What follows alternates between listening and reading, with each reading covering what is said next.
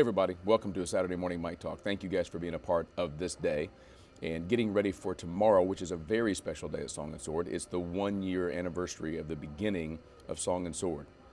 It wasn't the way that I would start a church. In fact, I didn't set out to start a church, but God laid Song and Sword on our heart early, and He has blessed it in a rich, rich way. We're going to celebrate tomorrow. Happy birthday, Song and Sword, 1 year old.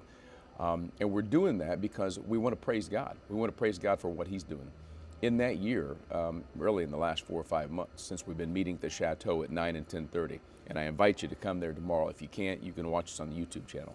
But in that time, we've done 52 sermons, 52 straight weeks of preaching from the Word of God. And I know it's making an impact in people's lives.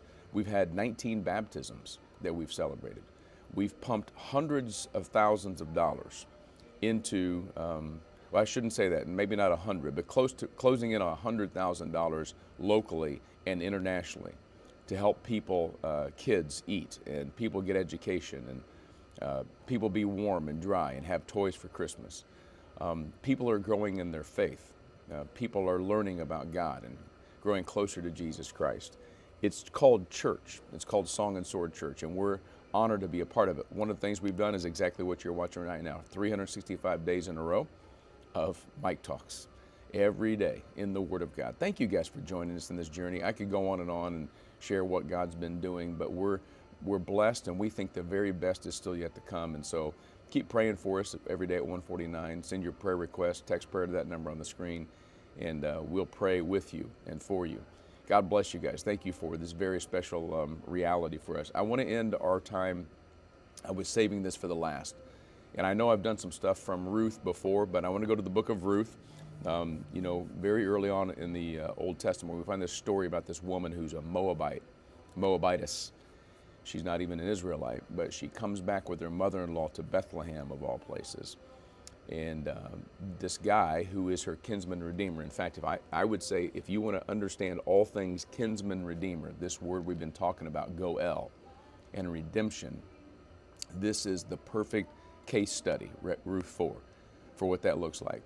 Because Boaz was the redeemer of Naomi, Ruth's mother-in-law, and Ruth. And here's how it goes down.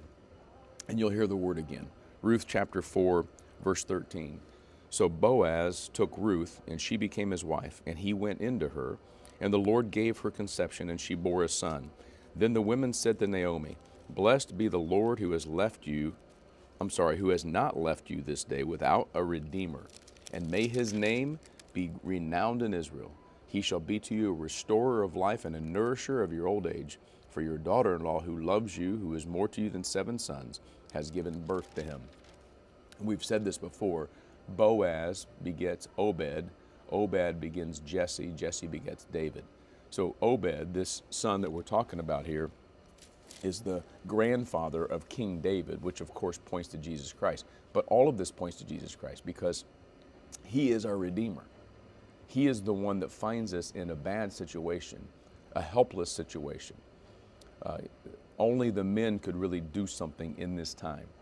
So Naomi and Ruth were helpless. They were given to poverty. They were given to surviving by the measures God had put in the Old Testament for people who were in poverty. She could go glean the leftovers in the field of harvest, and that was the way they survived.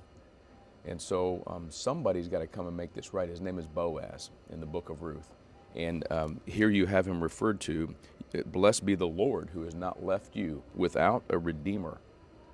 So he becomes the Redeemer, and that's the same thing that we have through Jesus Christ. Blessed be our Lord and Savior, because He sent His Son. We're not without a Redeemer. And what's the result of that redemption? He shall be a restorer of a life and a nourisher of your old age. And that's a good thing for us to think about on this Saturday as we get ready to worship the Lord tomorrow. He's a restorer of life. Now Naomi, who came back and said, Don't call me Naomi, call me Mara, for my life has been bitter. She's not bitter anymore because God has restored her life, given her real life. And now she's a grandma, and she gets to have this little baby bring joy named Obed into her life, all because of a Redeemer.